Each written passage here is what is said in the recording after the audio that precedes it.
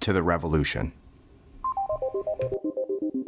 The most important discussion to happen on this one is the discussion about the governance board. So let's see if this is it.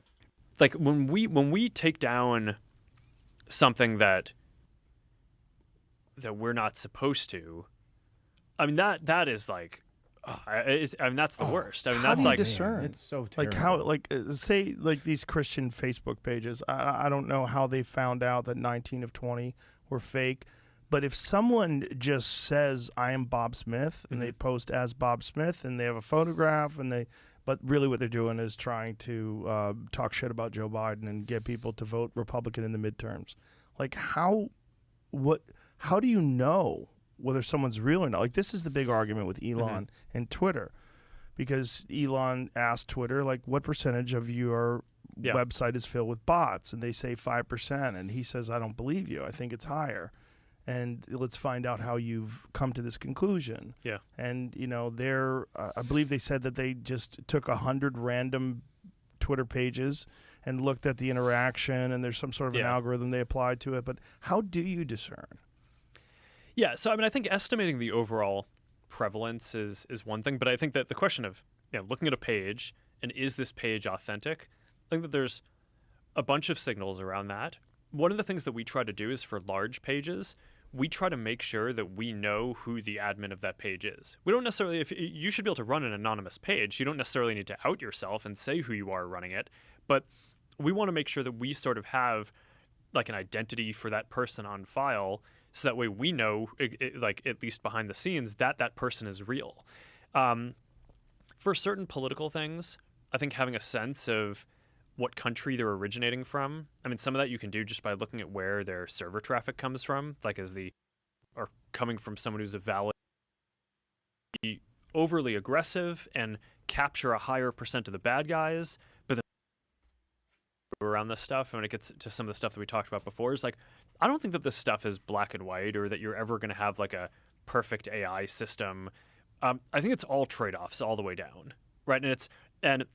And you could build a system and you can either be overly aggressive and capture a higher percent of the bad guys, but then also by accident take out some number of good guys, or you could be a little more lenient and say, okay, no, the cost of taking out any number of good guys is too high, so we're going to tolerate having just a little bit more like more bad guys on the system.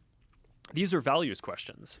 Well, the real question is, who is the good guy and who is the bad guy, and who are you to say is either? Right? Because that's the real question. You don't get to determine who's a good guy and who's a bad guy, and then determine who gets to speak and who doesn't get to speak, especially when it comes to political topics, because that's everything that we're discussing here is politics. Everything. All of the division, all of the divisiveness, right? If you really want to go after the bad guys, go after the pedophiles that you're trying to normalize when you're on the extreme left side of things, right? It's not about who's the good guy and who's the bad guy. It's who's determining who's the good guy and who's determining who's the bad guy, and why, and what are your motivations, right? And we've seen when it comes to Meta that it's a vast leaning to the left of what's the good guy and a vast leaning to the right of who's the bad guy.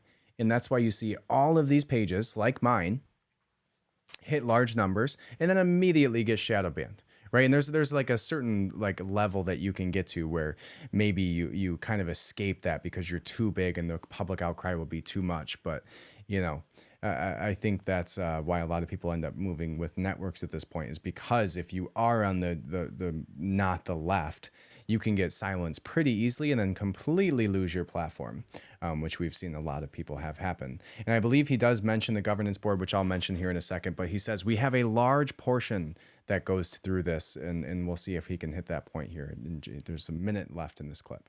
Right around what do you value more? And those are super tricky questions. And part of what I've struggled with around this is I didn't get into this to basically judge those things. I got into this to design technology that helps people connect, right? It's like, and like, I mean, you could probably tell when we spent the first hour talking about the metaverse and the future of basically building this whole technology roadmap to basically give people this realistic sense of presence. It's like, that's what I'm here to do, right? So this whole thing that's like arbitrating what is okay and what is not, I obviously have to be involved in that because this is at some level, I run the company and I can't just abdicate that. But I also don't think that as a matter of governance, you want all of that decision making vested in one individual. So I think one of the things that our country and our government gets right is the separation of powers. So one of the things that I tried to create is we created this oversight board. It's an independent board that basically we appointed people whose kind of paramount value is free expression, but they also balance that with things like when is there going to be real harm to others in terms of safety or privacy or other human rights issues, and basically that board, people in our community can appeal cases to when they think that we got it wrong, and that board actually gets to make the final binding decision, not us. So in a way, I actually think that is a more legitimate form of governance than having just a team internally that makes these decisions, or maybe some of them go up to me, although I don't spend a ton of my time on this on a day-to-day basis. But I think it's generally good to have some kind of separation of powers where you're architecting the governance so that way you have different stakeholders and different people who can make these decisions, and it's not just like one private company that's making decisions even about what just happens on our platform. How do you guys handle things when they're... Okay, that is what I wanted you to hear. Mark Zuckerberg said that any of our users can appeal to the oversight board, which is complete bullshit. That's not true. Do you know how many cases the oversight board from Facebook and Meta has overseen in 2022? 12 total cases the oversight board has seen. That's not every user having the ability to appeal to an oversight board. And the only reason that they go, even if you can go to transparency.facebook.com/oversight. Then you can look at all of the oversight board cases which have been seen. And you can look at why they were seen. And half of them are posts with a photo of a topless individual and shirts for sale. A veiled threat of violence based on lyrics from a drill rap song. Post from a news outlet discussing the Taliban government in Afghanistan, and post calling for violence in Ethiopia. None of these are hot button issues that people actually are having troubles with. They're small, little, subtle cases that they want to use as a way of showing that they're overseeing content. Whereas every single one of these cases has nothing to do with what the general public is seeing on a day-to-day basis. And you and I do not have the ability to do this oversight board. And even if you do, you have to click a button that gives them access to all of the information ever attached to your account ever. So the only way to be seen by this oversight board is by giving up to Meta all of the data that they already have, plus some that you don't want them to have. Even more. So there's been 12 total cases seen by the oversight board. So he just lied. Yeah, you have the ability to, you have the fucking ability to win the lottery, you idiot. You actually literally have a better chance statistically of winning the lottery than you actually get of seeing your case go to the oversight board of Meta.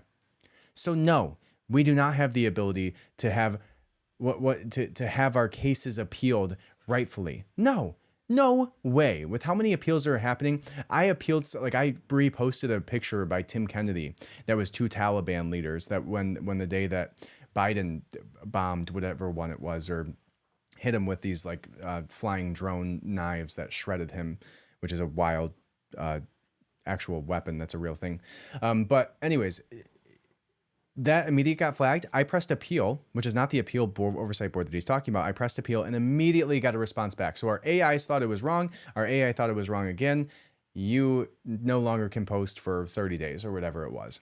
It's crazy. So no, we don't have access to this appeal board. No, you're full of shit, Mark Zuckerberg. And the only reason that you went on to the Joe Rogan podcast was to try and peddle your new products because nobody wants to buy your shit because you're so full of it. Because you're making the American people censor themselves in the general public when talking about real political issues that they believe in that aren't wrong. Like the fact that I'm getting silenced tells you everything you need to know about this. I'm not saying anything crazy here. You listen to the episode.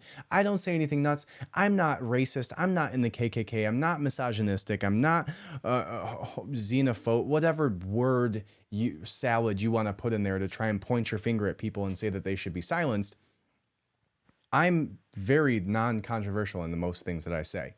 I research stuff. I talk about it. I play clips. We discuss it.